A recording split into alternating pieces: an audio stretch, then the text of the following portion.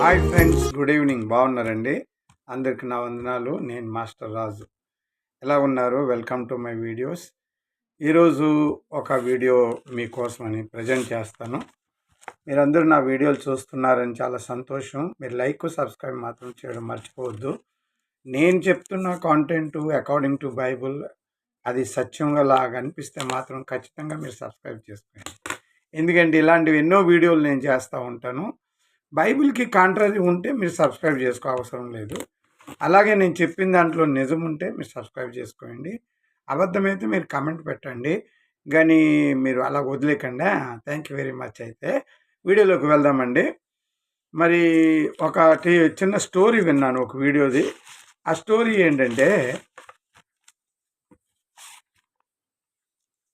చాలా కాలం క్రితమట, 800 సంవత్సరాల క్రితము, 800 సంవత్సరాల క్రితం ఒక మహర్షి తన శిష్యులతో కలిసి దేశ సంచారంలో భాగంగా ఈ ఆలయానికి చేరుకున్నాడని చెబుతారు. ఒకరోజు ఆయన శిష్యులను గుడిలో విడిచిపెట్టి తీర్థ సందర్శనార్థం వెళ్ళాడు. ఈ క్రమంలో ఒక శిష్యుడి ఆరోగ్యం ఒక్కసారిగా క్షీణించింది. సన్యాసి ఇతర శిష్యులు గ్రామస్తుల నుండి సహాయం కోరారు. అయితే ఎవరూ వారికి సహాయం చేయలేదు. అయితే శిష్యులకు ఒక మహిళ సహాయం చేసిందని కూడా చెబుతారు. ఈ విషయం తెలుసుకున్న సన్యాసికి కోపం వచ్చి సాయంత్రం తర్వాత ప్రజలంతా రాళ్ళుగా మారతారని గ్రామస్తులను శపించాడు. అంతేకాదు, తన శిష్యులకు సహాయం చేసిన స్త్రీని సాయంత్రానికి ముందే ఊరు విడిచిపెట్టి వెళ్లిపోమ్మని, వెనుకకు తిరిగి చూడవద్దని చెప్పాడు. అయితే ఆ మహిళ ఊరు విడిచి వెళ్లే సమయంలో ఏమి జరుగుతుందా అనే ఆసక్తితో వెనకకి తిరిగి చూడడం ప్రారంభించింది. ఫలితంగా ఆమె కూడా రాయి అయ్యింది. ఆ స్త్రీ విగ్రహం ఇప్పటికీ అక్కడ కనిపిస్తుంది. అప్పటి నుండి నేటి వరకు ఈ విషయంపై ప్రజలు భయోందోళనలు కొనసాగుతూనే ఉన్నాయి. సాయంత్రం అయితే చాలు, ఈ కిరాడు ఆలయంలో 8 సంవత్సరాల క్రితం అంట ఒక యోగి ఒక ఏరియాకి వెళ్ళాడంట, ఒక మందిరానికి వెళ్ళాడంట. ఆ ఊర్లో ఒక మందిరం ఉంటే మందిరానికి వెళ్ళాడు. వెళ్ళిన తర్వాత అక్కడ వాళ్ళ శిష్యులందరూ ఉన్నారంట. అయితే సాయంకాలం అయిన టైంలో మరి యోగి ఎక్కడికో వెళ్ళినప్పుడు సాయంకాలం అయిపోయిందంట. అయిపోయినప్పుడు ఊర్లో ఎవరు కూడా ఆ శిష్యుడిని ఎవరు సహాయం చేయలేదట. అయితే ఎవరు సహాయం చేయకపోతే మరి అందులో ఉన్న ఒక స్త్రీ మాత్రమే సాయం చేసింది. ఎప్పుడైతే ఆ యోగి తిరిగి వచ్చాడు, వచ్చిన వెంటనే ఆ శిష్యుడు చెప్పాడట, ఇలా జరిగింది అని. అప్పుడు ఆయన ఆగ్రహంతో నిండుకొని ఆ ఊరు గ్రామస్తులందరినీ శపించాడట. శపించిన తర్వాత అందరూ రాయిలైపోను కాక అని అన్నాడట. అందరూ రాయిలైపోయారట. కేవలం ఒక స్త్రీ ఎవరైతే సాయం చేశారో ఆ స్త్రీ మాత్రం రాయి అవ్వలేదట. ఆమెను పిలిచి ఒక మాట చెప్పాడు. ఏమని? ఈ శాపం విలువ రాకముందే నువ్వు ఈ ఊరు విడిచి వెళ్ళిపో, వెనక్కి తిరిగి చూడక అని చెప్పాడట. అయితే ఆమె వెళ్ళిపోయిందట. వెళ్తూ నిజంగా యోగి చెప్పిన మాట జరుగుతుందా లేదని వెనక్కి డౌట్గా తిరిగి చూసిందట. అంతలోనే ఆమె కూడా రాయిగా మారిపోయింది. ఆ శిల ఇప్పటిదాకా కూడా ఉందట. ఆ మందిరానికి ఎవరు వెళ్ళరట. మరి ఆ ఊరు కూడా శాపగ్రస్తమైన ఊరు అంట. అది చూశారు కదా, వీడియో చూశారు, విన్నారు కదా. ఇది నేను చూసిన వెంటనే నాకు ఒకటి గుర్తొచ్చింది. 800 సంవత్సరాల క్రితం అంటే ఇప్పుడు 2024 అంటే 800 అంటే 24 800 మీరు తీసేయండి. ఓకే, ఈ 400 ఇవి, ఆ 400 ఇవి అంటే అరౌండ్ 1980లో జరిగి ఉంటుంది కదా, 1982లో జరిగి ఉంటుంది అనుకుందాం. సరే, ఏదేదైనా సరే ఇలాంటి స్టోరీయే. ఒక చాలా విచిత్రమైన విషయం ఏంటి, ఇలాంటి స్టోరీయే బైబిల్లో ఉంది. అది ఇక్కడ ఉన్న విచిత్రం. అందుకే నేను వీడియో చేస్తున్నాను. నాకు ఏంటి అర్థమైందంటే, జనాలు కాపీ కొట్టడంలో మాస్టర్ అనమాట. ఎవరెవరి దగ్గర కాపీ కొట్టారనే సంగతి ఇప్పుడు చూస్తే, ఈ కథ భారతదేశంలో జరిగింది, ఓ మందిరంలో జరిగింది. వాళ్ళ దగ్గర కాపీ కొట్టినట్లు తేలిపోయింది. బైబిల్లో ఆ ఇన్సిడెంట్ నేను చదివి మీకు వినిపిస్తాను. ఒకసారి మీరే చూడండి ఎలా ఉంటుంది ఆ ఇన్సిడెంట్. ఆదికాండము 19వ అధ్యాయంలో మాట ఉంది. సో ప్రేక్షకులారా, మీరు గమనించండి, ఎంత కాపీయింగ్ చేస్తారంటే ఎవరెవరి దగ్గర కాపీ చేశారు అనేది మీరు అర్థం చేసుకోండి. నేను చెప్పను ఆ సంగతి. మరి ఆదికాండం 19వ అధ్యాయము సేమ్ మాటలు మీకు చదివి వినిపిస్తాను. సేమ్ అదే స్టోరీ. ఆదికాండం 19వ అధ్యాయం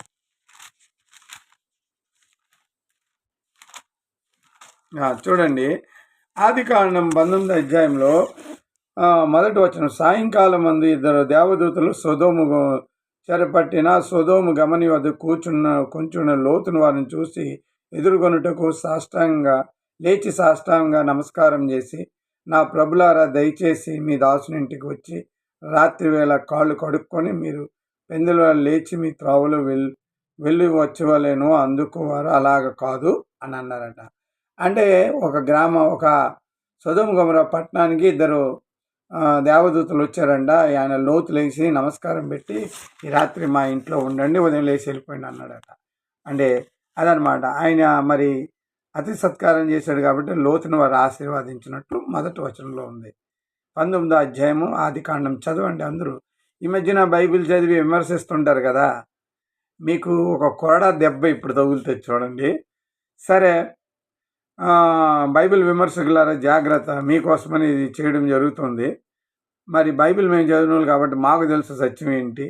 అదే 19వ అధ్యాయంలో అయితే ఏమంటాడంటే 15వ వచనం, తెల్లవారుగా నా దూతలు లోతుకి త్వరపెట్టి, లెమ్ము, ఈ ఊరు దోషరక్షణ నశించిపోకుండా నీ భార్యని ఇక్కడి నుంచి మీ ఇద్దరు కుమార్తెలు తీసుకొని రమ్మని నేను చెప్పి, అప్పుడు వాడు తడుములాడగా, అప్పుడు వాని మీద యెహోవా కనికరపడి ఆ మనుషులు అతని చేత తన భార్యని కుమార్తెలు చేతులు పట్టుకొని వెలుపలికి తీసుకొని వచ్చి ఆ ఊరు బయట ఉంచిరి. ఆ ఊరిని నేను నాశనం చేయబోతున్నాను, నువ్వు నీ పిల్లలు అందరూ బయటికి వెళ్ళిపోయండి అని దేవుడు చెప్పాడు. బయటికి తీసుకొచ్చాడట. అంటే అది అగ్నిగంధకాలతో నేను కాల్చేస్తాను, ఎందుకంటే ఆ ఊరంతా పాపంతో నిండి ఉన్నది అని దేవుడు చెప్తాడు. ఓకేనా? అలాగంటూ అప్పుడు ఈయనేమంటాడంటే, నన్ను రక్షించండి, మరి నేనైతే వెళ్ళిపోవాలంటే ఏదో ఊరు పేరు చెప్తాడు, అక్కడికి వెళ్ళిపోమంటాడు. అయితే 25వ వచనంలో, ఆ పట్టణము ఆ మైదానం నుండి ఆ పట్టణంలో నివసించే వారందరికీ నెలమెలుపులు నాశనము చేసేదను, నేల మొలకలను కూడా నాశనం చేసేదను అని అన్నాడు. ఆ ఊరిని నాశనం చేస్తాను అదే అవుతుంది. అయితే లోతు భార్య అతని వెనక నుండి తిరిగి చూసి ఉక్కు స్తంభం ఆయను. ఏమన్నాడు? మీరు వెనక్కి తిరిగి చూడకండి అని చెప్పాడు. అయితే అది వెనక్కి తిరిగి చూసిన ఉక్కు స్తంభం అయిపోయిందండి. సేమ్ స్టోరీ అక్కడ ఉంది, ఇక్కడ ఉంది. ఇది 19వ అధ్యాయం 26వ వచనంలో ఉంది. లోతు సోయరుకు వచ్చినప్పుడు ఆ దేశంలో సూర్యుడు ఉదయించెను. అప్పుడు యెహోవా సొదొమ గొమొర్రా పట్టణం యెహోవా వద్ద నుండి అగ్ని ఆకాశం నుండి కురిపించుట, ఆ పట్టణము మైదానం అంతట్లో ఆ పట్టణం నివసించే వారందరూ నేల మొలకలను నాశనం చేశాను. అయితే ఈయన ఆ ఊరుకి వెళ్ళిపోయాడు. అక్కడ తప్పించుకొని వెళ్ళిపోయినప్పుడు మొత్తం అగ్నిగంధములతో నాశనం చేశాడట దేవుడు. చేసిన తర్వాత ఈయన వెనక్కి తిరిగి చూశాడట. వెనక్కి తిరిగి ఈయన చూడలే. ఈయన దేవుడికి నమ్మాడు, తిన్నగెళ్ళిపోతున్నాడు. అయితే భార్యకి సందేహం వచ్చింది. ఆమె వెనక్కి తిరిగి చూసింది. చూసిన వెంటనే ఆమె ఉప్పు స్తంభం అయిపోయింది. అదండి స్టోరీ. ఏటి వరకు కూడా ఉప్పు స్తంభం ఉన్నదని అందరూ వెళ్ళి చూస్తుంటారు. అది యెరూషలేములో ఉంది. ఇప్పుడు చెప్పండి, ఏ స్టోరీ కరెక్ట్? అదే ఇదా? ఇది ఒరిజినల్ స్టోరీ. ఆదికాండం ఎప్పుడు జరిగింది అనుకున్నారు? బైబిల్ ఎప్పుడు రాయబడ్డది? మోషే ఎప్పుడు రాశాడు? 1400 సంవత్సరాలు బీసీలో రాయబడ్డాయి. ఈ 2000 ఆ 14 3400 సంవత్సరాలు, 3800 సంవత్సరాల ముందు రాయబడ్డాయి. ఇదేమో 800 సంవత్సరాలకు రాశానని చెప్తున్నారు. ఇలాంటి కథలు పుట్టించేసుకొని నోవా జలప్రలయం కూడా, అక్కడేమో నోవా జలప్రలయం జరిగితే ఇక్కడేమో మత్స్యావతారంలో జలప్రలయం జరిగిన కథలు రాసుకున్నారు. ఇలాంటి కథలు కాపీ కొట్టేసి బైబిల్ కాపీ కొట్టేశారని చెప్తున్న కొన్ని మహనీయులు ఉన్నారు. మీ అందరికీ ఇదే గుణపాఠం.